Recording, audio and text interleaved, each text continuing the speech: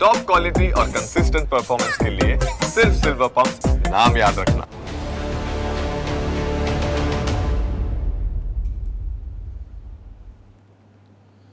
વિશેષ રજૂઆતમાં સ્વાગત. હું યશ આપની સાથે. આતંકીઓના નાપાક મનસૂબા હવે પાર પડે તે પહેલા જ તેમનો પર્દાફાશ થઈ ચૂક્યો. જમ્મુ કાશ્મીરના સુરનકોટ વિસ્તારમાં મોટી કાર્યવાહી કરવામાં આવી, જ્યાં આતંકી પાસેથી 5 જેટલા આઈઈડી, 3 જેટલા ટિફિન બોક્સ, 2 ડોલ મળી આવી. સેના અને પોલીસની સંયુક્ત કાર્યવાહીમાં શ્રીનગર જમ્મુ જેલની સુરક્ષા વ્યવસ્થા અત્યારે વધારી દેવામાં આવી છે. આતંકીઓને એક એક કરીને શોધી લેવામાં આવી રહ્યા છે, તેમને પકડી પાડવામાં આવી રહ્યા છે. નવું અપડેટ એવું કહે છે કે આતંકી પાસેથી 5 જેટલા આઈઈડી મળી આવ્યા છે, 3 ટિફિન બોક્સ મળી આવ્યા છે.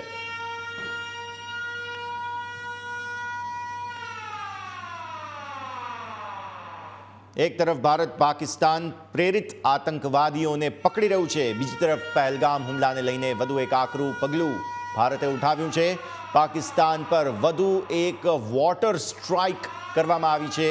પાણીના એક એક ટીપા માટે હવે પાકિસ્તાન તરસવા જઈ રહ્યું છે, કારણ કે જે બગલીહાર ડેમ છે, જે ચિનાબ નદી પર બાંધવામાં આવ્યો હતો, તેનાથી ચિનાબ નદીનો પ્રવાહ રોકી દેવામાં આવ્યો છે અને હવે વોટર સ્ટ્રાઇક કરવામાં આવી છે.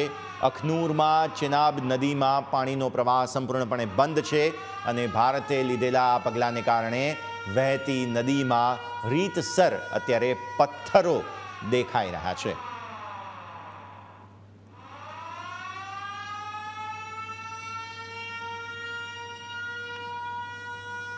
એક તરફ ભારત આકરા પગલાં એક બાદ એક નિર્ણયો જાહેર કરી રહ્યું છે, બીજી તરફ પહેલગામ હુમલા બાદ ભારતની જે સંભવિત જવાબી કાર્યવાહી છે, હજુ તો કાર્યવાહી શરૂ કરી પણ નથી, એ પહેલાં જ સંભવિત જવાબી કાર્યવાહીથી પાકિસ્તાન ડરી ગયું છે અને ડરેલા પાકિસ્તાને હવે યુએનએસસીના દરવાજા ખખડાવ્યા છે. પાકિસ્તાને તાત્કાલિક યુએનની બેઠક બોલાવવાની માંગ કરી છે તથા બંને દેશો વચ્ચે તણાવભરી સ્થિતિ વચ્ચે સંયુક્ત રાષ્ટ્ર અહીં મહત્વપૂર્ણ બેઠક બોલાવે તેવી વાત પાકિસ્તાન કરી રહ્યું છે. મધ્યસ્થી માટેની વાતો અને પ્રયત્નો શરૂ કરી દેવામાં આવે છે પાકિસ્તાન દ્વારા. ભારતના આક્રમક વ્યવહારની જાણકારી યુએનએસસીમાં આપવાની પાકિસ્તાન યોજના અત્યારે ધરાવી રહ્યું છે અને પાકિસ્તાની વિદેશ મંત્રી ઈશાક ડારના ઈશારે આ બેઠક બોલાવવાનું આયોજન થયું છે. બેઠકમાં સિંધુ જળ સમજૂતી સહિતના નિર્ણયોને લઈને ચર્ચા કરવાની વાત અત્યારે ફિલહાલ સામે આવી છે.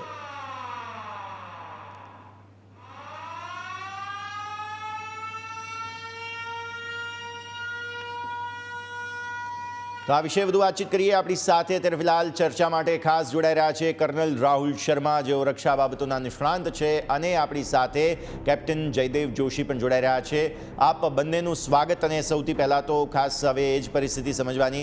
शर्मा साहब, आपके पास आना चाहेंगे और समझना चाहेंगे कि जिस प्रकार से पाकिस्तान अब बौखला रहा है, ये स्थिति बहुत ही महत्वपूर्ण है, बहुत ही इंटरेस्टिंग है.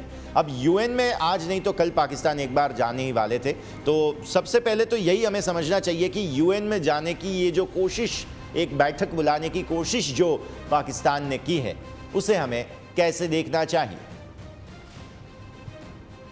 देखिए, पाकिस्तान का हमेशा से एक मुद्दा रहा है कि वो भारत के साथ उसका एक ही कॉन्फ्लिक्ट है, वो है कश्मीर जी. और उसकी कोशिश हमेशा से रही है कि वो कश्मीर के मुद्दे को इंटरनेशनलाइज कराए. अलग अलग इंटरनेशनल फोरम्स हैं, उसमें वो उसको उठाकर तूल दे, और इसके लिए वह यूएन का इस्तेमाल तो करता ही रहा है. 1948 से बहुत सारी यूएन रेजोल्यूशंस उसने पास करवाए. पहले की हालत थोड़े यूएन में अलग थी. पाकिस्तान को सपोर्ट करने वाले लोग ज़्यादा थे और इंडिया को सपोर्ट करने वाले थोड़े से कम थे. लेकिन अभी वो सिचुएशन चेंज हो गई. साथ ही साथ दूसरे जो इंटरनेशनल फोरम्स है, जैसे organization of Islamic countries OIC जो है, या अरब लीग है, या इस तरह के जो भी उसको प्लेटफॉर्म्स मिलते थे, उसमें वो इंटरनेशनलाइज करने की कोशिश करता था. ये चीज इसलिए करता रहा है वो, क्योंकि वो अपने क्लेम को लेजिटिमाइज करना चाहता है कश्मीर के ऊपर, कि कश्मीर का एक्सेशन तो हो गया था, that was the legal instrument जिसके द्वारा एक्सेशन हुआ था. लेकिन उसके बाद से उसको डिस्प्यूट में डाल करके उसके ऊपर बार बार उस पर फोकस करवाने का उसका जो मुद्दा है, वो है कि उसका जो क्लेम है, खुद का जो क्लेम है, उसको वो लेजिटिमाइज करना चाहता है। होता है ना, किसी भी चीज को हम बार बार चिल्ला चिल्ला के बोलते हैं तो हम ये सोचते हैं कि पूरी दुनिया ये समझेगी कि हम जो भी झूठ या जो भी हम गलत क्लेम कर रहे हैं वो सही है, उसके लिए सपोर्ट बढ़ता जाएगा। अगर आप ध्यान से देखें तो पिछले 10-15 साल में पाकिस्तान की स्ट्रैटेजी हर जगह पे विफल रही है, फेल हो रही है, और इंडिया ने इफेक्टिवली उसको डिप्लोमेटिकली इस तरह से आइसोलेट कर दिया है कि अब वो कश्मीर के मुद्दे पे कुछ बोलता भी था तो कोई उस पर ध्यान नहीं दे रहा था। बिल्कुल। सो इंटरनेशनलाइज करने की बजाय वो बायलैटरल सा मुद्दा हो गया था, इंटरनेशनल मुद्दा नहीं था। अभी भी आप अगर देखें तो जितने बड़े देश हैं वो उनका रवैया ऐसा ही है कि ये आपका और पाकिस्तान के बीच में है। पाकिस्तान ने आपके खिलाफ एक्शन लिया है, आपको भी हक बनता है कि आप अपना एक्शन लें, और लेकिन थोड़ा सा सोच समझ के लीजिएगा, थोड़ा सा है ना, लिमिट्स में लीजिएगा, बहुत इसको एस्केलेट मत कीजिए। अब इसमें भी आप देखिए कि कोई भी इसमें इसको इंटरनेशनलाइज करने के चक्कर में नहीं है, कोई भी उसको इंटरनेशनल फोरम पे डिस्कस नहीं कर रहा है। सब हमें इंडिविजुअली हमको बता रहे हैं या पाकिस्तान को बता रहे हैं, तो सब उसको इस तरह से ट्रीट कर रहे हैं जैसे कि बायलैटरल मामला है। अब उसको काउंटर करने के लिए पाकिस्तान की ये स्ट्रैटेजी है कि यूएन में वो उस मुद्दे को उठा रहा है। हालांकि अगर आप ध्यान दीजिए तो थोड़े दिन पहले यूएन में एक रेजोल्यूशन पास हुआ था जिसमें कि टेररिज्म के खिलाफ एक रेजोल्यूशन पास हुआ है, और उस रेजोल्यूशन के पास होते वक्त जो हमारे रिप्रेजेंटेटिव हैं उन्होंने जो तकरीर दी, जो उन्होंने आर्गुमेंट दिया, उसमें उन्होंने डायरेक्टली पाकिस्तान को एड्रेस करते हुए कहा है कि पाकिस्तान एक रोक स्टेट है। सो यूएन में पाकिस्तान ये कोशिश कर रहा है, अभी तक की उसकी कोशिशें विफल रही हैं, इसलिए वो सिक्योरिटी काउंसिल की तरफ जा रहा है।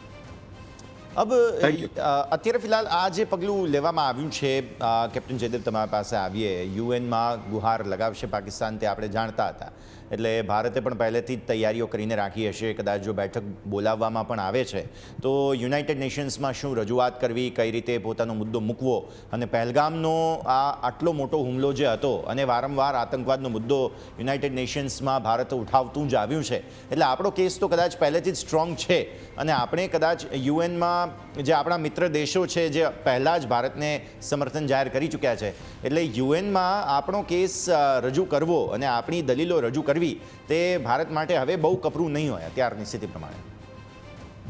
Yes, perfectly right. ભારતે પોતાની જાતને કંઈ સફાઈ દેવાની કે પોતાનો મુદ્દો ક્લિયર કરવાની જરૂર એટલી બધી એટલા માટે નહીં પડે, કારણ કે ઘણું બધું કામ પાકિસ્તાન જ આપણું કરી આપે છે। કઈ રીતે કરી આપે છે? આ બધા પ્રકારના ટેરર નેટવર્ક અને ટેરર સંબંધી બાબતોમાં પોતાની જાતને સંમેલિત કરીને। હવે એ પણ જોઈએ કે અત્યારે જે મીટિંગ બોલાવાઈ રહી છે તે પાકિસ્તાન બોલાવે છે। સ્વાભાવિક રીતે આપણે સમજીએ કે જે કોઈ પણ મીટિંગ બોલાવતું હોય તેની પાસે વધુ મુદ્દાઓ હોવા જોઈએ, તેની પાસે બીજા દેશને આક્ષેપ એના પર કરવા માટેના કારણો વધારે હોવા જોઈએ, જેવું પાકિસ્તાન કદાચ માને। પણ પાકિસ્તાન પાસે આ એક મરણીઓ કે પછી પોતાની પ્રજાને દેખાડવા માત્રનો જ પ્રયત્ન છે, એવું હું એટલા માટે કહીશ કે પાકિસ્તાન જો આ ના કરે તો શું કરે?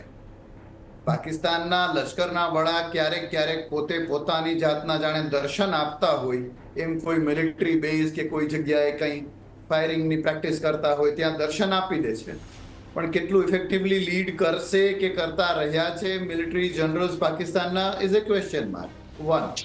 સેકન્ડ, પાકિસ્તાન પાસે ભારત વિરોધી કે ભારત આતંકવાદને પોષે છે એવું કહેવાના કોઈ પણ મુદ્દાઓ તો છે નહીં। ત્રીજી વાત, પાકિસ્તાને પોતાના નાગરિકોને અમે ભારતને ખુલ્લું પાડીએ છીએ, અમે ભારત પર કંઈક કરીએ છીએ એ કહેવાનો આ સિવાય કોઈ મોકો છે જ નહીં, કારણ કે ડિફેન્સ અટેચેસને પાછા મોકલવાની વાત હોય, ડિપ્લોમેટિક જે આપણે પગલાં લીધા તેની વાત હોય, ઇવન આપણે વોટર ટ્રીટી જે ક્લોઝ કરી, આપણે આયાતનો બ્લોકેડ કર્યો કે જે ઝડપથી ભારત ડિફેન્સની ડીલ કરી રહ્યું છે।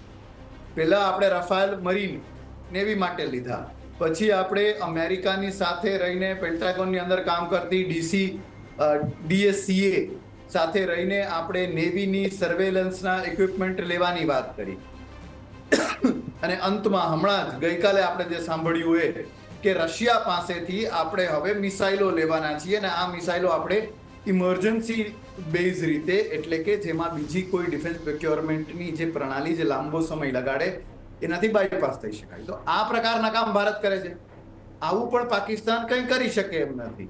એટલે જો હું એક એવી સરખામણી કરવાનો પ્રયત્ન કરું યશજી, તો એક પાઠશાળાના ક્લાસરૂમના એક નાના તોફાની છોકરા દ્વારા જે શક્તિશાળી નથી, એની કોઈ શક્તિશાળી વિદ્યાર્થીને કરી ભૂલમાં થઈ ગયેલ મસ્કરી એ પછી શું કરે? એ તો દોડતો દોડતો ટીચર કે પ્રિન્સિપલ પાસે જઈને પોતે રડે જ કે મને બચાવો, મને બચાવો.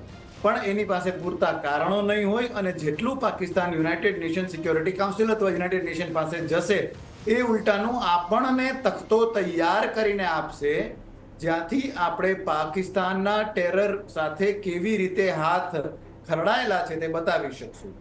જે ખાલી કારતૂસ મળ્યા, સાહેબ છેલ્લો પોઈન્ટ યશજી પછી પૂરું કરું.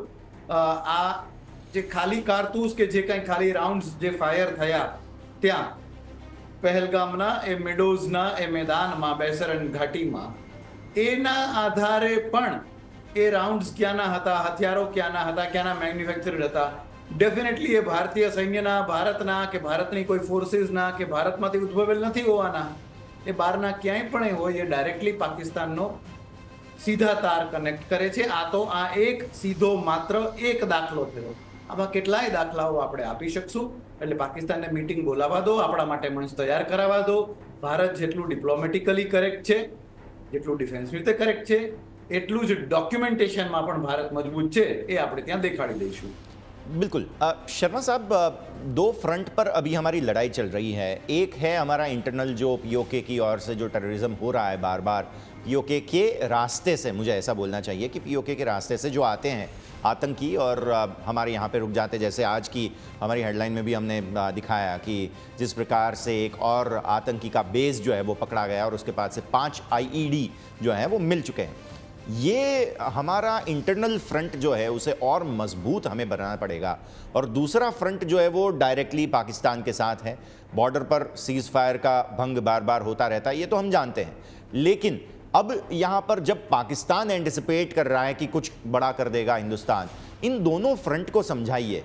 पहले हमारा इंटरनल फ्रंट जो कि कश्मीर में सुरक्षा बढ़ाने की जो हमारी योजना है उसे किस तरह से डिज़ाइन किया जा रहा होगा, और दूसरा हमारे बॉर्डर को और ज़्यादा सिक्योर किस तरह से बनाया जा रहा होगा. सर ओके, क्या ना, इससे पहले मैं बस एक चीज और ऐड करना चाहूँगा जो जयदेव ने कहा उस पे. देखिए, यूएन की रेलेवेंस को आप ज्यादा महत्व मत दीजिए जी. यूएन में जो देश रेलेवेंट है वो मुश्किल से 20 या 25 ऐसे पावरफुल देश हैं जिनके इंटरनेशनल लेवल पे कोई वैल्यू है, उनके कुछ कहने की कुछ वैल्यू है या वो कुछ कर सकते हैं. वो उनमें से 25 देशों में से मेरे ख्याल से, जो मेरा हिसाब किताब है, उसमें से एक दो को छोड़ के बाकी सब के साथ इंडिया ने डायरेक्टली 1-to-1 इंटरेक्शन करते हुए उनको अपने साथ अपने मुद्दा समझा दिया है, अपना जो स्टैंड पॉइंट है वो समझा दिया है और उनको कन्विंस किया है. और वो सारे के सारे देश मानते हैं कि हाँ गलत हुआ है और कुछ करने के जो उसके ऊपर जवाबी कार्रवाई करना इंडिया का एक हक बनता है. सर, जो भी ये यूएन में करने की कोशिश कर रहे हैं, मेरे ख्याल से यूएन वाली बात तो पहले ही इररिलेवेंट हो चुकी है. वो अपना हाथ पांव मारते रहे, उससे बहुत फर्क नहीं पड़ना है. जितने लोग यूएन में रिलेवेंट है, इम्पोर्टेंट थे, उनको हमारे डिप्लोमेटिक कोर ने पहले ही एड्रेस करके आई थिंक अपने साथ मिला लिया.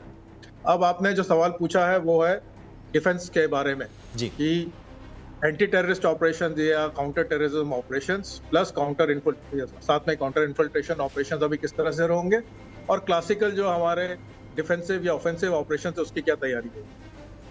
देखिए, सबसे पहली बात तो है कि हमारे जो काउंटर इन्फिल्ट्रेशन ग्रिड है जो कि एलसी के ऊपर है, उसमें हमारे वायर फेंस आता है, प्लस उसके बाद में डिप्लॉयमेंट आती है हमारी यूनिट्स की 20 यूनिट जो कि एक्चुअली ज़मीन के ऊपर, ग्राउंड के ऊपर अपनी पोजीशंस लेके पूरे एरिया को, अपने सामने वाले एरिया को डोमिनेट करके जहाँ से कि इन्फिल्ट्रेशन की उम्मीद. ये तो हो गया पहला लेवल. उसके बाद में डेप्थ के एरियाज में हमारे एम्बुश पेट्रोल्स वगैरह होते हैं. तो ये जो काउंटर इन्फिल्ट्रेशन ग्रेड है कि इन्फिल्ट्रेशन रोको या अगर कहीं से हो जाए तो उसको अंदर ठोको, ये जो कंसेप्ट है ये पूरे साल 24/7 लागू रहता है, पूरे साल चलता है. तो काउंटर इन्फिल्ट्रेशन ग्रिड तो इस वक्त कायम, उसको स्ट्रेंथन कर दिया होगा. लेकिन आपको ये बात समझना चाहिए कि वहाँ का टेरेन इस तरह का है कि इस ग्रिड के बावजूद कहीं कहीं से आतंकवादी अंदर घुस सकते हैं, अलग अलग तरीके का इस्तेमाल करके. लेकिन ये काउंटर इन्फिल्ट्रेशन ग्रिड काफी कामयाब है। अगर आप देखें कि जब से ये ग्रिड तैयार हुआ है, जब से इसको हमने डेंस बना दिया है, ताकतवर बना दिया है, उसके बाद से कश्मीर के अंदर आतंकवादियों की संख्या कम हुई है। तो रेगुलर जो उनका इन्फिल्ट्रेशन वाले रूट्स है वो बहुत मुश्किल हो गए हैं उनके लिए, और अब वो नए नए तरीके ढूंढते रहते हैं। हम उनको रोकने के तरीके ढूंढते हैं तो वो अंदर घुसने के नए तरीके निकाल ही लेते हैं, स्वाभाविक सी बात है। सवाल यह है कि उनके तरीके कितने सक्सेसफुल होते हैं। 100% वो नहीं रुक पाते हैं, लेकिन मैं ये कहूंगा कि मेजॉरिटी ऑफ द अटेम्प्ट जो उनके होते हैं वह हमने उनको डिफीट किया है। इसीलिए उनकी तादाद, उनकी संख्या जो है कश्मीर में, JNK में धीरे धीरे कम होती है। ये हो गया काउंटर इन्फिल्ट्रेशन। क्या इस ग्रिड को अभी स्ट्रेंथन किया गया होगा? डेफिनेटली इसको स्ट्रेंथन किया होगा, ज्यादा सचेत हो गए होंगे, ज्यादा चौकन्ने हो गए होंगे, और जो हमारी एक्टिविटी है वो थोड़ी सी ज्यादा इंटेंस हो गई होगी इस वक्त। क्योंकि ऐसे हालात में जब सिचुएशन खराब है, पाकिस्तान कोशिश करेगा कि वो और टेररिस्ट को इन्फिल्ट्रेट करे, ताकि कल जब एक बार लड़ाई वाली सिचुएशन शुरू होती है, एक बार लड़ाई शुरू होती है या ऑपरेशन शुरू होते हैं, तो ये जो टेररिस्ट अंदर वह घुसा पाएगा, वह पीछे से हमारी जो लाइंस हैं, हमारी सप्लाईज वगैरह है, उनको उनके साथ छेड़खानी कर सके, हमारे ऑपरेशंस को अफेक्ट कर सके। तो ये कोशिश हमेशा से पाकिस्तान ने हर लड़ाई में कोशिश की है कि उसने कबायली आतंकवादियों को अंदर घुसाया है, इस उम्मीद से कि वह हमारे रियल एचेलॉन से, कि हमारे जो डेप्थ वाली सपोर्ट वाले एलिमेंट्स होते हैं, उनके साथ इंटरफेयर करके हमारे आगे के ऑपरेशन, फ्रंट पे ऑपरेशन हो रहे हैं, उन पर असर डाल सके। लेकिन वो आज तक कभी कामयाब नहीं हुआ है। वो ये थोड़ा सा उनका रोमांटिक सा एक आइडिया है कि हम इस तरह से 5th कॉलमनिस्ट को अंदर घुसा के हम जीत सकते हैं। हर लड़ाई में उन्होंने कोशिश की है, पिछले 5 बार तो कोशिश कर चुके, and this idea has failed. अब बात आई कि आप हमारे जो रेगुलर डिफेंस फोर्सेस हैं वहाँ पे जो डिप्लॉयड हैं, वो इस वक्त क्या कर रहे होंगे। तो पहली चीज तो है कि जब लड़ाई का पोस्चर और काउंटर इन्फिल्ट्रेशन पोस्चर में एक फर्क होता है थोड़ा। काउंटर इन्फिल्ट्रेशन में हम आगे से आगे रहते हैं, जहां से हम आगे के एरिया को डोमिनेट कर सके, जहां से टेररिस्ट आ रहे हैं। लेकिन लड़ाई में सिर्फ आगे रहना जरूरी नहीं है, हम थोड़ा सा टैक्टिकल अप्रिसिएशन करते हैं कि कौन सी जगह ज्यादा इंपॉर्टेंट है, कौन सी जगह से हम ज्यादा अच्छा से डिफेंड कर सकते हैं, एनिमी को डोमिनेट कर सकते हैं, या जिस पे एनिमी को अटैक करना ज्यादा मुश्किल हो। तो एक ये रीडिप्लॉयमेंट की जरूरत पड़ती है, जहां काउंटर इन्फिल्ट्रेशन से हम क्लासिकल ऑपरेशनल डिप्लॉयमेंट में जाते हैं।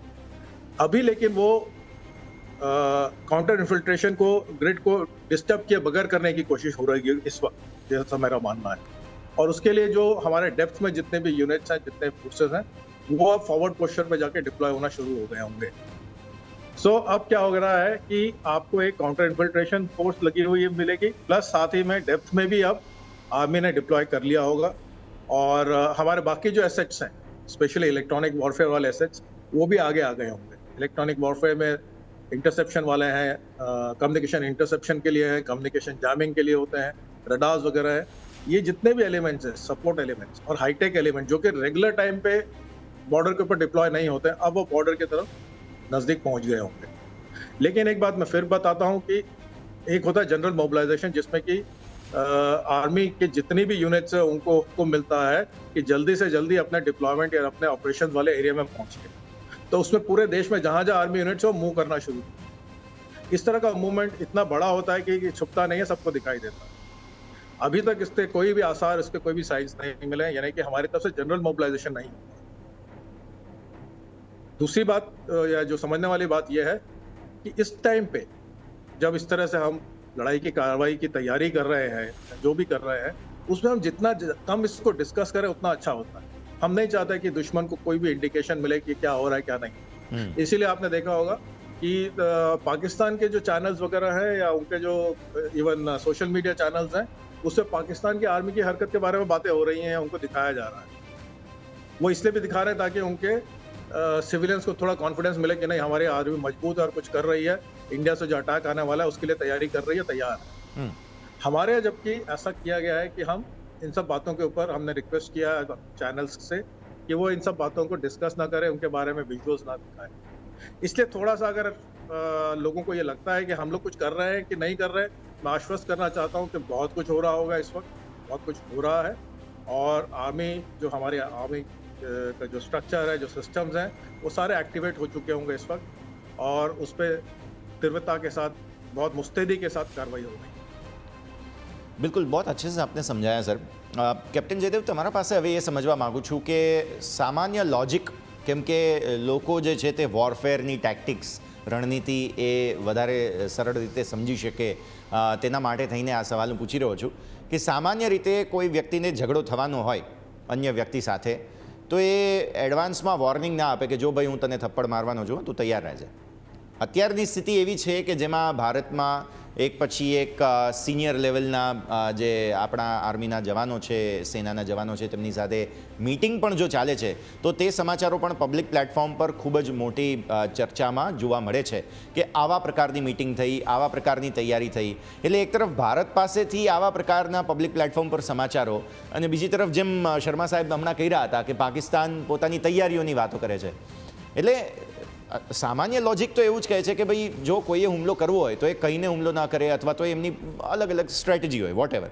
પણ જ્યારે સેના, બે દેશની સેના આમને સામને હોય, સામાન્ય નિયમ શું હોય છે? શું આના માટે કોઈ એડવાન્સ અલર્ટ વગેરે આપવાના હોય છે? આ પ્રકારની પરિસ્થિતિ થોડી સમજાવો સર.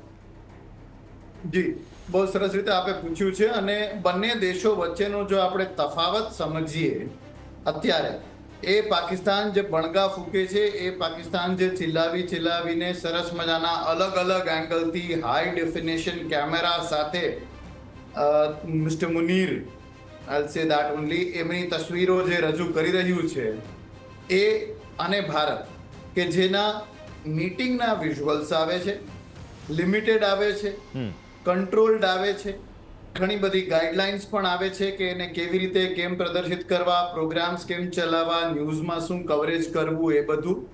અને એ સિવાય ભારત જો કંઈ કરે છે તો તે પ્રોપર મિલિટરી એક્સરસાઇઝીસ કરે છે, અને બીજી બાજુ પ્રોક્યોરમેન્ટનું કામ, ખરીદવાનું કામ કરે છે, એ કરે છે, બણગા નથી ફૂકતું. તો પહેલા તો આ બંનેનો તફાવત સમજીએ. જી, પાકિસ્તાન આ ઇન્ફોર્મેશન વોરફેર કહો કે ઇન્ફોર્મેશનના કોઈ પણ માધ્યમો કહો, તેનો ઉપયોગ તેની જનતાને એક દિવા સ્વપ્નમાં રાખવા માટે કરે છે, તેને આશ્વસ્ત કરવા માટે કરે છે કે અમે કંઈક કરી રહ્યા છીએ. પણ જે આપણે ટીવી પર કે વિઝ્યુઅલ્સ કે સોશિયલ મીડિયામાં જોઈએ છીએ એટલું જ માત્ર થઈ રહ્યું છે પાકિસ્તાન. એની સામે ભારત જે છે એ આ ઇન્ફોર્મેશનના જે પ્લેટફોર્મનો જે ઉપયોગ છે એ બને તેટલો ઓછો કરે છે, જ્યુડિશિયસલી કરે છે, અને એના પર લગામ લગાવીને કરે છે કે યસ, બતાવવું ચોક્કસ જોઈએ. એ ફૂંફાડો, સરળ ભાષામાં આપણે પૂછું કહીએ તો ફૂંફાડો દેખાડવો જરૂરી છે ડંસ મારવા પહેલા પણ. તો એ ફૂંફાડો પૂરતું આપણે આપણા ચેનલ્સ અને આપણા સરકારી પણ ઓફિશિયલ માધ્યમો થ્રુ આપણે પાકિસ્તાનને જાણ કરીએ છીએ.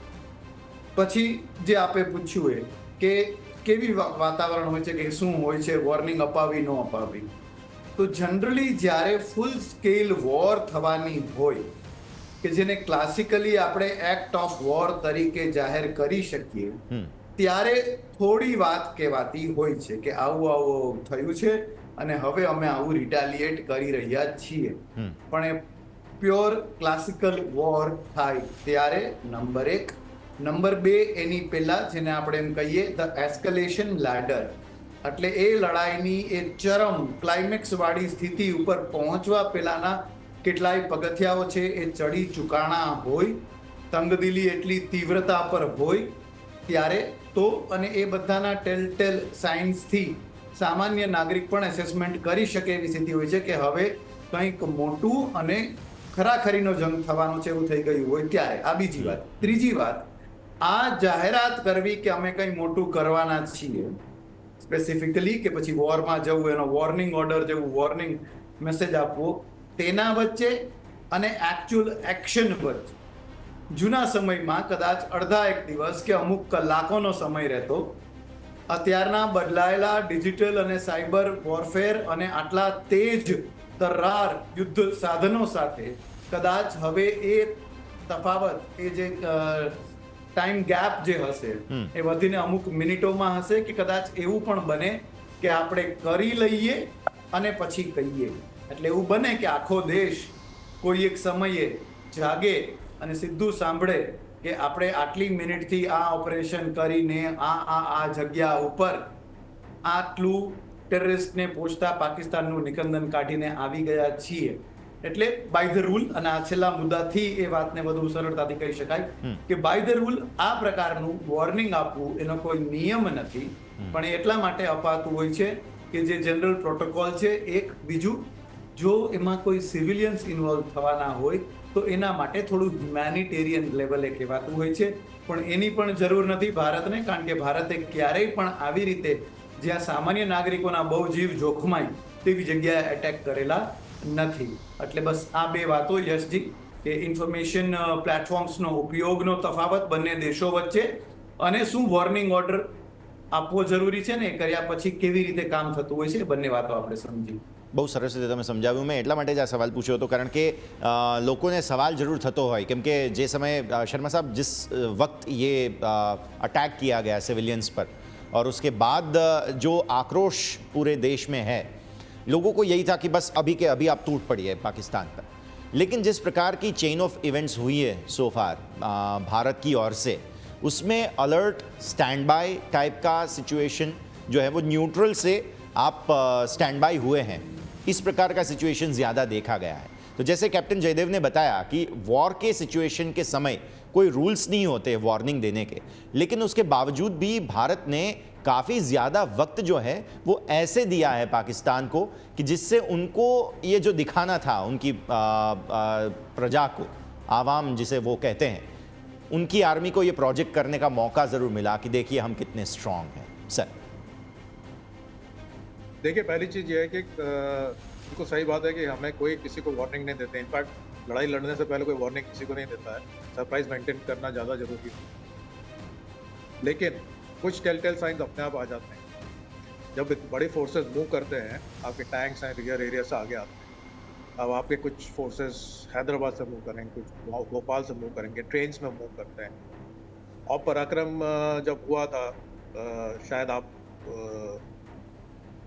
आपकी उम्र काफ़ी कम रही होगी, लेकिन जो उस वक्त के लोग जिन्होंने नोटिस किया था कि जब पराक्रम हुआ था, पूरे देश को पता लगा था कि मूवमेंट हो रही है और दुश्मन देश उस मूवमेंट पे नज़र रखते हैं. हम भी पाकिस्तान के जो आर्म फोर्सेस हैं उनके जो डिप्लॉयमेंट होती है, चेंज होती है, मोबिलाइजेशन होता है, मूवमेंट होती है, उस पर नज़र रखते हैं. उस इन्फॉर्मेशन के आधार पर हम थोड़ा बहुत अंदाज़ा लगाने की कोशिश करते हैं दोनों ही देश की सामने वाला क्या करने वाला.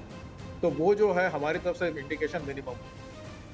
उन्होंने जितना भी कुछ अपना मीडिया के अंदर, जो आप बात कर रहे हैं, मीडिया के अंदर उन्होंने जो भी कुछ किया है वो उन्होंने दो ऑडियंस के लिए किया है.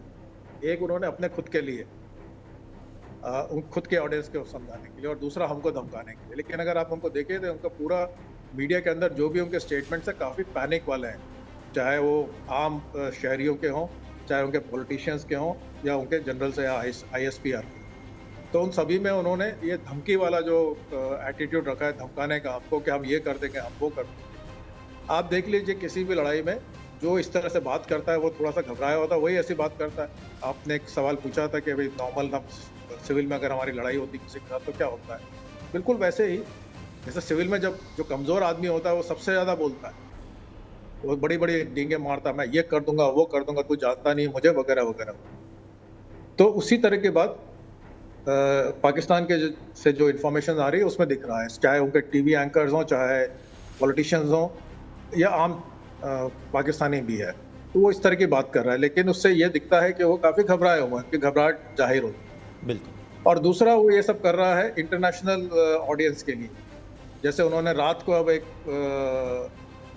प्रेस कॉन्फ्रेंस करी थी जिसमें उनके इंफॉर्मेशन एंड ब्रॉडकास्टिंग मिनिस्टर अंग्रेजी में 2 बजे, अब 2 बजे कौन मीडिया फॉलो करता है, इंडिया वाले तो फॉलो नहीं कर रहे हैं 2 बजे उठ, वो क्योंकि वो टाइम ऐसा है जब यूरोप या US में लोग फॉलो करते हैं, तो मीडिया हाउसेस उस टाइम पे उसको फॉलो करेंगे, इसलिए उन्होंने रात को 2 बजे किया.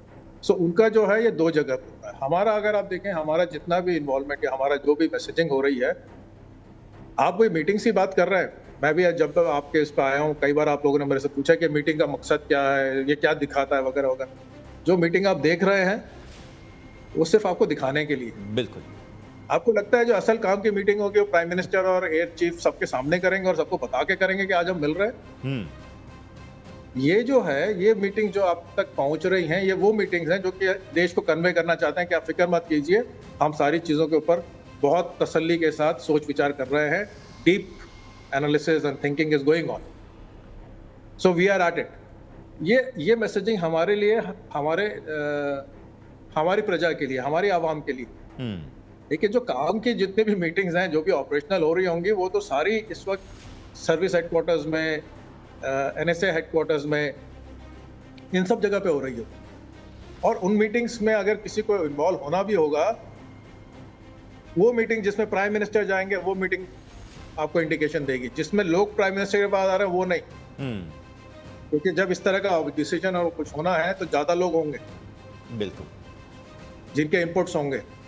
उन सबको इकट्ठा करने के बजाय जिस दिन प्राइम मिनिस्टर आपको डिफेंस मिनिस्ट्री में जाते दिखाई दें, उस दिन आप समझिए कि कुछ होने वाला।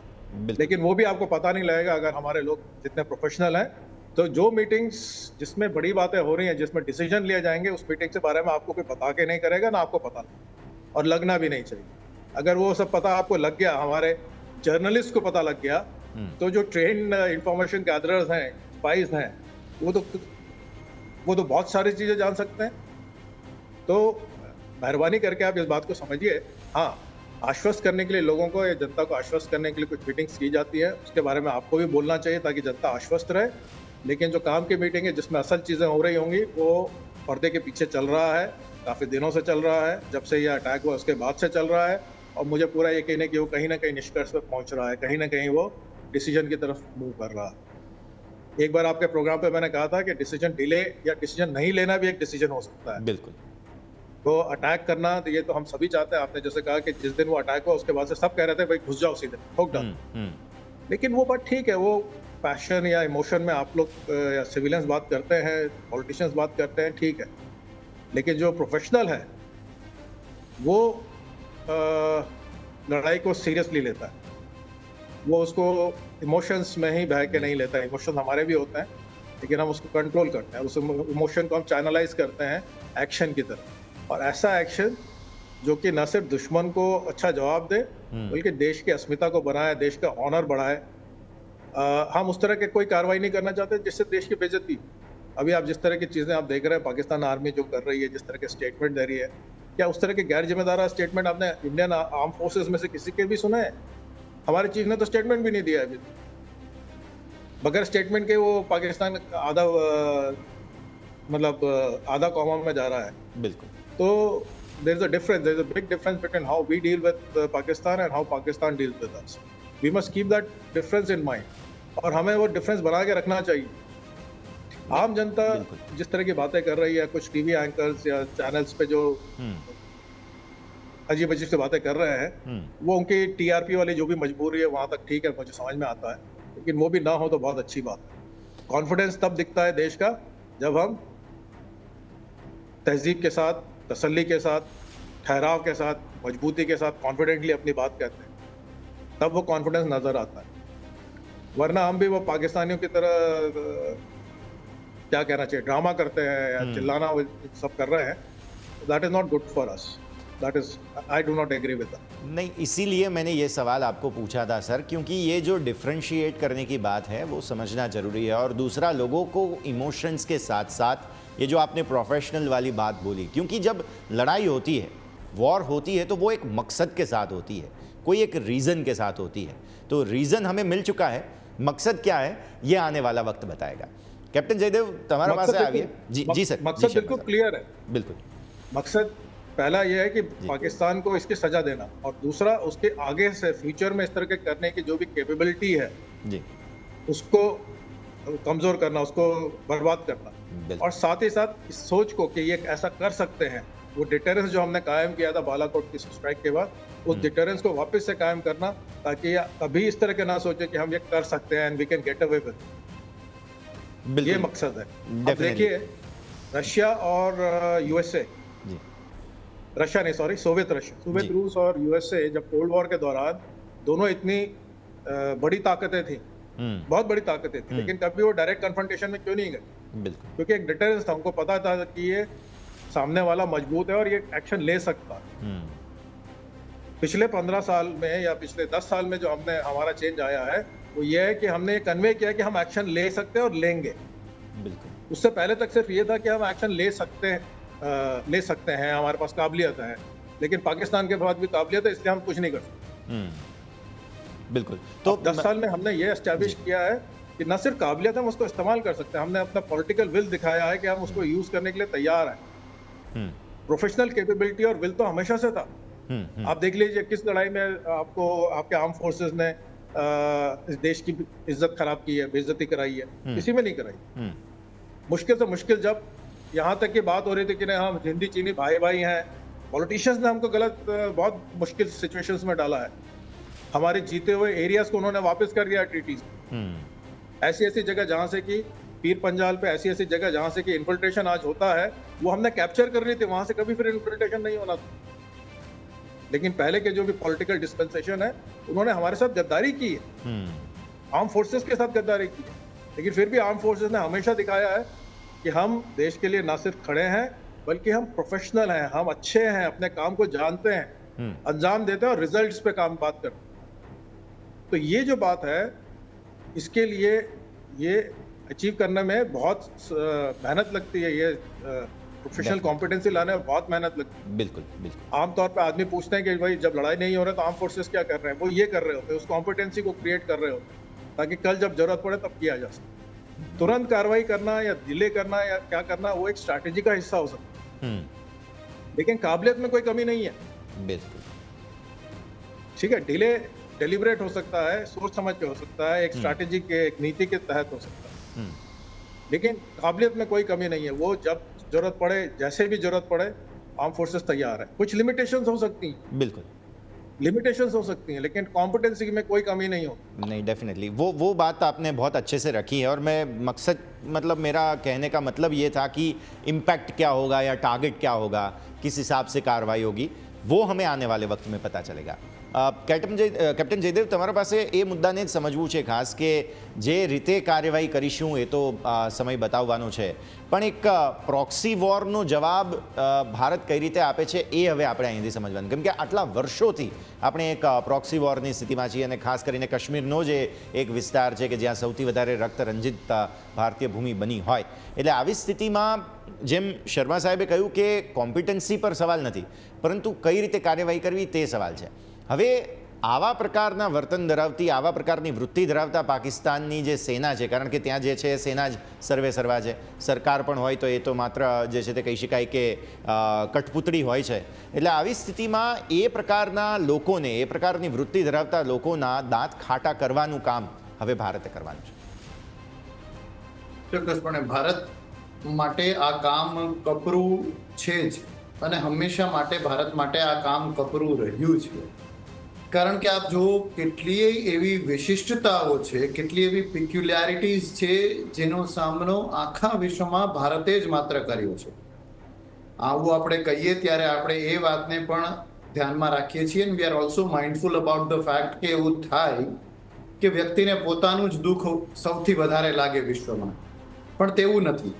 એક ન્યુટ્રલ વ્યક્તિ તરીકે ઇમ્પાર્શિયલી પણ જો જોઈએ તો જે પ્રકારની પિક્યુલારિટીઝ, વિશિષ્ટતાઓ રહી છે, આપણે જોશું હમણાં એસજીએમને, પણ જે પ્રકારની વિશિષ્ટતાઓમાં ભારતે ઓપરેટ કર્યું છે એ ખૂબ જ કપરું છે અને એટલા માટે જ હવે desperate times call for desperate measures એવું કહેવાય કે આવા ડેસ્પરેશનના સમયમાં જ કોઈ એવા ડેસ્પરેટ પગલાં લેવા પડે। ડેસ્પરેટનો અર્થ જલ્દીબાજીમાં કે અધકચરા કે કાચા એવું નથી, પણ કંઈ રેડિકલ, કંઈ મોટા પગલાં એવો આપણે એનો અર્થ કરીએ એ લેવા પડે, એ માંગે એ સ્પષ્ટ છે। પિક્યુલારિટીઝની વાત કરીએ તો જે રીતનું ભૌગોલિક નજદીકી પાકિસ્તાન અને ભારત વચ્ચે રહી છે, આટલો મોટો ઇન્ટરનેશનલ બોર્ડર, આટલી તો આખા કેટલાય દેશોની, યુરોપના આખા દેશોની પોતાના નકશાની આજુબાજુ જો પણ મેજર કરે તો પણ ન થાય એટલી તો આપણી એક એક રાજ્યની સીમાઓ લાગેલી છે પાકિસ્તાન સાથે।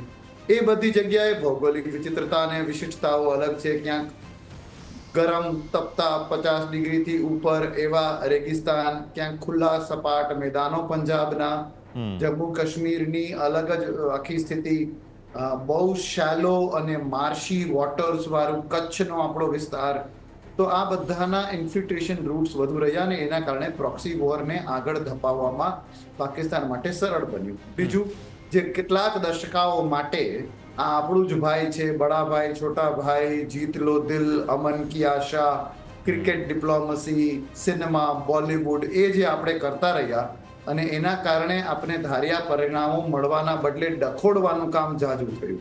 આવું નહીં થયું ક્યારે કોઈ પણ એ દેશો સાથે. ત્રીજી વાત, જે બાજુમાં પાકિસ્તાનની સાઈડમાં આપણને જે ચીન નામનો બીજો પાડોશી દુશ્મન કેવો જોઈએ એવો રાષ્ટ્ર મળેલો છે એ, અને આ બધી બાબતોમાં ઉમેરો જે કરે છે, જે આખી વાતને તેજાબી કોકટેલ બનાવે છે, એ ધર્માંધતાનું જહેર. આ બધું હોવાના કારણે આ પ્રોક્સી વોરને એના સૌથી ભયાનક સ્વરૂપમાં ભારતે જોયું છે. જ્યાં એક દશકો હતો જ્યાં આર્મ્ડ ફોર્સિસ ઉપર અટેક કરતા ટેરરિસ્ટ, બીજો એક આપણે આખો ભાગ જોયો જ્યાં યુવાનો અને કાશ્મીરીઓ અને Khalistan, yes that movement was very much ignited from India, પણ એને ચોક્કસપણે આઈએસઆઈ નો સપોર્ટ હતો. એના ડોક્યુમેન્ટેડ પ્રૂફ્સ છે અને હજી પણ આપણે એના વિશે ઘણું જાણીએ છીએ. તો એ જે આખું સ્થિતિ રહી, એથી વધારામાં જે રીતે આપણે ક્યારેક મિલિટરીલી ડિસાઇસિવ પગલાં લેવાને ધીમે ધીમે ધીમે ટાળતા રહ્યા. યશજી, સમય જ સૌથી મોટો જજ હોય છે અને સમય જ બધું નક્કી કરે. આપણી પાર્લામેન્ટ ઉપર અટેક થયા પછી નજીકના ભૂતકાળનું સૌથી મોટું મિલિટરી મોબિલાઇઝેશન, જેમાં મહિનાઓ ને મહિનાઓ સુધી ફોર્સિસ ડિપ્લોયડ હતા. કર્નલ રાહુલ સાહેબે હમણાં થોડી એના વિશે વાત પણ કરી. એ ઓપરેશન પરાક્રમ થયા પછી એક પણ ગોળી ફૂટ્યા વગર પાછું આવવું, એને પણ પાકિસ્તાનના હોસલામાં ઉમેરો જ કર્યો છે.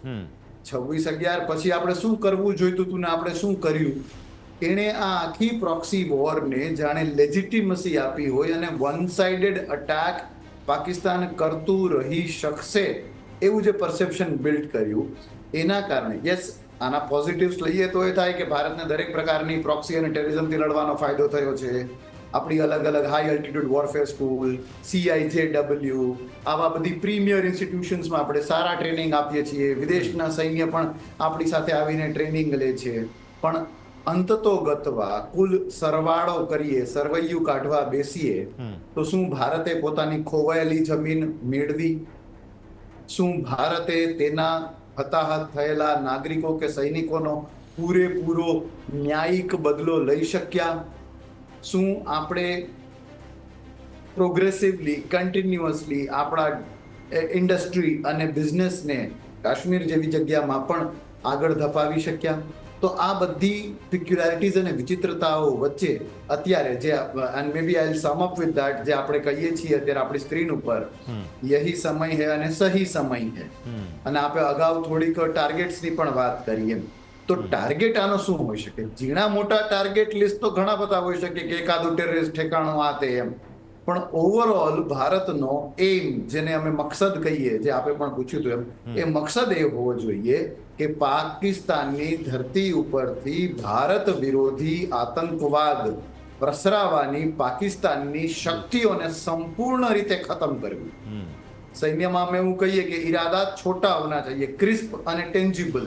તો એ ક્રિસ્પ અને ટેન્જિબલ ઈરાદો એ જ હોવો જોઈએ કે ભારત વિરોધી આતંકવાદી તત્વોને ખતમ કરવા. બિલકુલ. હવે કઈ રીતે કરવા, ક્યાં ક્યાં કરવા, ધેટ કેન બી ડિલિબરેટ અપોન, ને એ આખો મોટો માસ્ટર પ્લાન હોઈ શકે. બિલકુલ. એટલે એ લોકો ઊભા જ ન થઈ શકે, બીજી વખત આંખ ઊંચી ન કરી શકે. एग्जैक्टली તે પ્રકાર. एग्जैक्टली.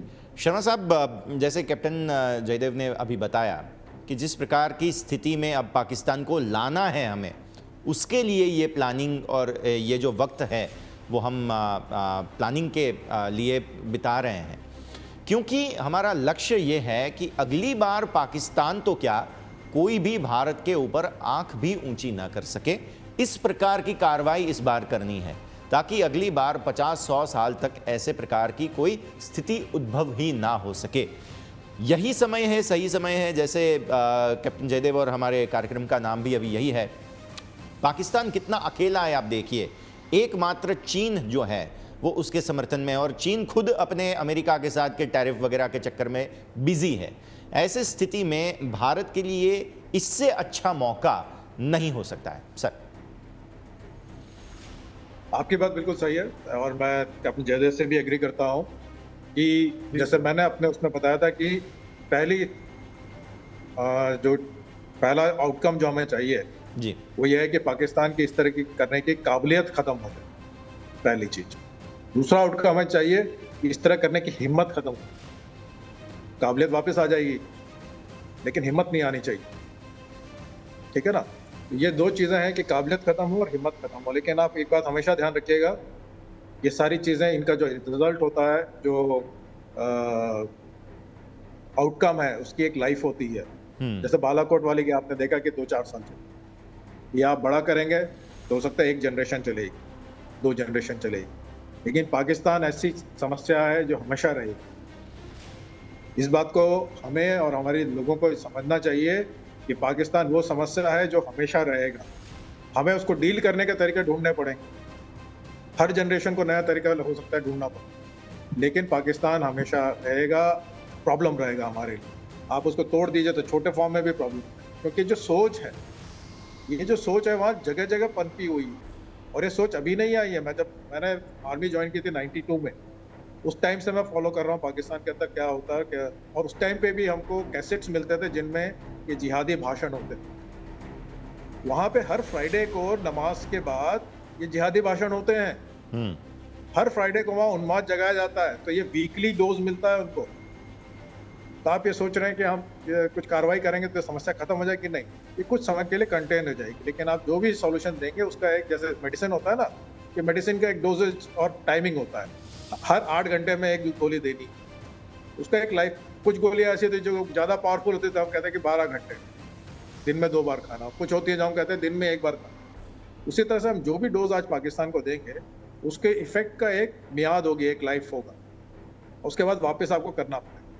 सो पाकिस्तान ऐसी समस्या है जो हमेशा हमको परेशान करता रहेगा, क्योंकि उनकी सोच के दिमाग में जो सोच घुसी हुई है, जो उनकी प्रोग्रामिंग हो गई है, ठीक है ना, सॉफ्टवेयर होता है ना जैसे, तो सॉफ्टवेयर में वायरस है, वो वायरस बार बार उभरेगा और आपको हर बार उसको वापस से रीबूट करना पड़ेगा उनके साथ। तो ये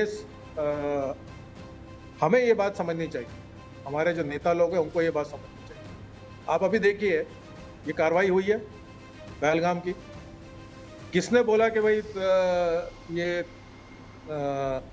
बातचीत पे जाना चाहिए, हमें एक्शन नहीं लेना चाहिए? बताऊं मैं आपको, एक कर्नाटक के कैबिनेट चीफ मिनिस्टर है और एक सैफुद्दीन सोज है जम्मू कश्मीर में। जम्मू कश्मीर में यहाँ तक कि फारूक अब्दुल्ला और पीडीपी के महबूबा मुफ्ती, वो तक बोल रहे हैं कि नहीं, हमें एकजुट खड़े होना चाहिए और एक्शन लेना चाहिए। जो हमेशा से एंटी इंडिया बोलते थे, हमेशा से कहते थे नहीं, पाकिस्तान से बात कीजिए, पाकिस्तान से बात करना चाहिए, कश्मीर को शामिल करना चाहिए बातचीत में, वी आर स्टेक होल्डर्स, और ये सब बकवास करते। उन्होंने तक इस बार बातचीत की बात नहीं की, लेकिन सैफुद्दीन सोज ने की। कर्नाटका का एक चीफ मिनिस्टर ने बात ये कही। CWC की मीटिंग के बाद उनका एक नेता निकल के कहता है, चन्नी, कि बालाकोट हुआ था, उसकी क्या प्रूफ है? आप मतलब कितने देशद्रोही और नालायक लोग हैं। हमने उनको नेता बना रखा है, उनको हम वोट देते हैं। वो सब जिन्होंने वोट दिया उन लोगों को, वो भी तो देशद्रोही हुए ना। एक उनका प्रवक्ता है महाराष्ट्र में, वो कहता है कि मिलिटेंट का भी धर्म थोड़ी पूछते हैं, उनके पास इतना टाइम थोड़ी है, कोई नहीं धर्म नहीं पूछता। ये ऐसी बकवास कर रहे हैं। मतलब 26 लोग जो मर गए और उनके जो फैमिली मेंबर्स है जिनके सामने ये हादसा हुआ है, वो सब झूठ बोल रहे हैं। और आप सही बोलते हैं, नेता लोग जिनके खून खून में झूठ बोलना लिखा हुआ है, जो रोज झूठ बोलते हैं, वो दूसरों को, हमको ये कह रहे हैं कि हमारे बाकी लोग हैं वो सब झूठ बोल रहे हैं। इंडियन एयरफोर्स झूठ बोल रही है, पायलट जो गए थे वो झूठ बोल रहे हैं। हमारी, आपने हमको क्या समझ रखा है? हम इतने गए गुजरे और गिरे हुए हैं आपकी तरह? अगर हम इतने गिरे हुए होते तो आज इंडिया का वो हालत हो जो पाकिस्तान का है। बिल्कुल, ठीक है। तो ये जो चीजें हैं, ये आप देखिए कि ये समझ जो है, हमें अपनी समझ बदलनी पड़ेगी जी। अमन की यात्रा वगैरह वगैरह, इसने हमें कुछ नहीं दिया है। आप हमारे देश का इतिहास देख लीजिए, जो हमारे पाकिस्तान के साथ जो लड़ाई है, फर्स्ट 50 ईयर्स या फर्स्ट 60 ईयर्स में हमने फौज का हमेशा हाथ बांध के रखे हुए। आप ये 370 निकला है, उसके बाद से हमारे सिचुएशन में कितना फर्क आ गया है। ये चीज पहले नहीं हो सकती थी। बिल्कुल, 25 साल तक हम उस समस्या से लड़ते रहे, आपने हमारे हाथ बांध रखे थे, एक हाथ से हम लड़ रहे थे, पांव बांध रखे थे, उसका खामियाजा किसने भुगता है? उसका खामियाजा भुगता है हमारे आर्म फोर्सेस ने, उनकी कैजुअलिटीज ने। सिविलियन कैजुअलिटीज पे हम इतना करते हैं, सही बात है, होना भी चाहिए, बेचारे निहत्ते थे, उनके ऊपर इस तरह से अटैक हुआ। आर्म फोर्सेस तो लड़ने के लिए तैयार होते हैं, इक्विप्ड होते हैं, उनका काम है लड़ाई करना, लेकिन इसका मतलब यह है कि उनको काम नहीं करना दिया जाए और मरने दिया जाए। तो ये जो सोच है, इस सोच को बदलना पड़ेगा। पाकिस्तान की सोच नहीं बदलेगी, वहां के लोगों की सोच नहीं बदलेगी, उनका सॉफ्टवेयर नहीं चेंज हो सकता है, क्योंकि सॉफ्टवेयर का जो भी मेन फ्रेमवर्क है वो वही का वही रहेगा। कोर जो है, कर्नल जिसको बोलते हैं सॉफ्टवेयर का, वही रहेगा। बार बार उसको उसमें वायरस आएगा और बार बार आपको उस वायरस को हटा के उसको रीबूट करना पड़ेगा। लेकिन ये देश के अंदर के वायरस का क्या कर रहे हैं आप? उसके लिए हमारे पास क्या सॉल्यूशन? अभी ये मैंने आपको 5 इंस्टेंसेस दिए जो इससे सिर्फ पिछले 10 दिन में हुआ है। कोई कार्रवाई हुई इन 5 के खिलाफ? क्या कांग्रेस पार्टी ने कोई कार्रवाई की इनके खिलाफ? सिर्फ हमको मरवाया है सारे ऑपरेशंस में, और हमारी जीती हुई जमीन वापस दी है इन लोगों ने, नालायकों ने। 93,000 प्रिजनर्स ऑफ वॉर इन्होंने वापस किए हैं। ऑपरेशन ब्लू स्टार जैसी सिचुएशन क्रिएट की इन लोगों ने। सो ये आपको ये अंदर का जो वायरस है, अंदर की जो ये गलत सोच है, इसको भी हटाना पड़ेगा। ये बात कि नहीं पाकिस्तान आर्मी चाहती है, पाकिस्तान के लोग नहीं चाहते हैं, वो लोग तो बहुत अच्छे हैं। क्यों अच्छे हैं? क्योंकि जब ये नमूने वहां गए थे पाकिस्तान में, उसमें हमारे जर्नलिस्ट भी कुछ शामिल है, लेफ्टिस्ट, बिल्कुल, तो इनसे सूट का कपड़ा नहीं लिया, सॉरी सूट के कपड़े के पैसे नहीं लिए जी, या रिक्शे में जाने थे 10 रुपए जो रिक्शे के थे वो नहीं लिए। तो ये पाकिस्तानी लोग बहुत अच्छे हो। अरे वो तुम्हारे रोज आके घुस के तुमको मारते हैं, वो तुमको नहीं दिखता है, और आप कहते हो कि नहीं नहीं नहीं यार, लोगों की कोई गलती नहीं है, लोगों को हमें पनिश नहीं करना चाहिए। मस्जिद में कौन जा रहा है? पाकिस्तान आर्मी नहीं जा रही है। मस्जिदों में जा जाके तकरीर सुन के बाहर निकल के नारा तकबीर कौन दे रहा है? वहां के आम लोग दे रहे हैं। पाकिस्तान आर्मी तो फिर भी मॉडर्न है सोच में। जियाउल हक और ये अभी मुनीर साहब के दौर में ठीक है, उनके दिमाग में वापस से ये जिहादी कीड़ा घुसाया जा रहा है, लेकिन आप वैसे देखें तो वो काफी मॉडर्न है। वो तो ऐश करने में इंटरेस्टेड है, पैसा बनाने में इंटरेस्ट है। वो लूट लूट के यहाँ से पैसा बाहर लेके जाते हैं, अपनी फैमिलीज को बाहर लेके जाते हैं। तो पाकिस्तान आर्मी तो वेस्टर्नाइज्ड है काफी हद तक। सुबह बड़ी बड़ी बातें करते हैं, जिहाद और ये और वो सब की बातें करके, शाम को बैठ के विस्की पीते हैं आराम से। लेकिन ज्यादा खतरनाक तो आम आदमी है ना, जो कि पूरे दिन में 24 घंटे यही सांस ले रहा है कि हिंदुस्तान को बर्बाद करना, उसको खत्म करना है। और हम कहते हैं कि नहीं, पाकिस्तान की जो जनता है वो तो बहुत अच्छी। असल वायरस तो वहां पे है। जो जमीन जो है, खराब जमीन जहां से ये पॉइजन उगरा है, वो जमीन तो वहां की जनता है।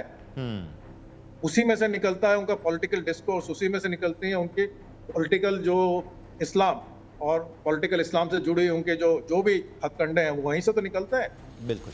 और वही लोग आर्मी में जाते हैं। आर्मी में अगर जिहादी एलिमेंट है, वो सबसे ज्यादा कहाँ पे? ऑफिसर कोर में है या जवानों में?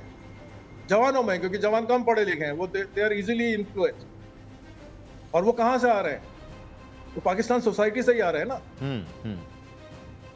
तो ये बात हमें समझनी पड़ेगी, और अपने अंदर की सोच, बिल्कुल, उसको टारगेट करना बहुत जरूरी है। We have to hold this people accountable. क्यों नहीं? एक के साथ हुआ था, ये क्या नाम है, टिकट के खिलाफ लोग पहुंच गए थे उसके घर पे और उसकी पिटाई की।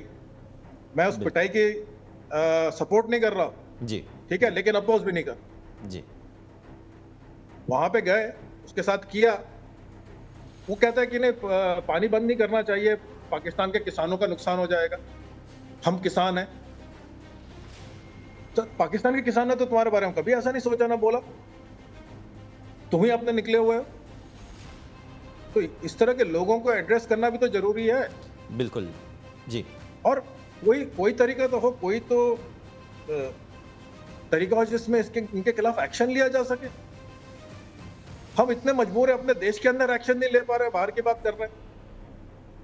बाहर एक्शन लेना आसान है, आप देख लीजिए कितने सारे लिए हैं पिछले कई सालों में बाहर हमने बिल्कुल, एक्शन। लेकिन अंदर लेकिन यहाँ अंदर के देशद्रोही का क्या करना है? बिल्कुल उसके बारे में किसी ने सोचा है? किसी ने कुछ बिल्कुल। एक्शन लिया है? अब क्यों नहीं ले रहे? जी जी, उसके लिए भी हमें सोचना पड़ेगा। ये भी एक, इसीलिए भी ये एक स्टेटमेंट बन सकता है कि यही समय है, सही समय है, क्योंकि बाहर की गंदगी और साथ ही साथ हमारे यहाँ की भी जो गंदगी है उसे भी कंट्रोल किया जा बिल्कुल, सकता है। दिस इज जी आई एग्री विद यू। अभी टाइम है, ले लो इनको, सबको बिल्कुल, सॉर्ट आउट, बिल्कुल। सबकी ऐसी तैसी करो तो, जिन्होंने देश के खिलाफ बोला है, बिल्कुल, तो इसी के और लिए इनको अकाउंटेबल होल्ड करो। Accountability has to come from people as well as from the system. The system should take action and the people should ask them कि हमने तुमको वोट दिया था, इसलिए दिया था? बिल्कुल तुम हमारे पास वोट मांगने आ जाए, तुमने पहले ये कैसे बोला था? बिल्कुल, तो एक साथ हम बहुत क्यों सारे भूल जाते हैं? फ्रंट पर हमारी memory हमारे short term कैसे है? जी जी, एक साथ बहुत सारे फ्रंट पे हमें अलर्ट भी होना है और कार्रवाई भी करनी है, और इसके लिए आज हमारे साथ चर्चा में आप जुड़े कर्नल शर्मा, आपका बहुत बहुत शुक्रिया, અને કેપ્ટન જયદેવ આપનો પણ ખૂબ ખૂબ આભાર અમારી સાથે જોડાયા અને આ વિશેષ ચર્ચામાં ભાગ લીધો તે બદલ। તો આપ નિહાળી રહ્યા હતા અમારી વિશેષ રજૂઆત, જેમાં આપણે ચર્ચા કરી રહ્યા હતા કે પાકિસ્તાન સામેની જવાબી કાર્યવાહી અને સાથે સાથે આતંકીઓના દાંત ખાટા કરવા માટે થઈને ભારત હવે આગળ શું પગલાં ભરી શકે છે। વિશેષ રજૂઆતમાં હાલ બસ આટલું જ। મને યશના રજા કરતા અપડેટ્સ માટે આપ જોતા રહો ન્યૂઝ કેપિટલ ગુજરાત।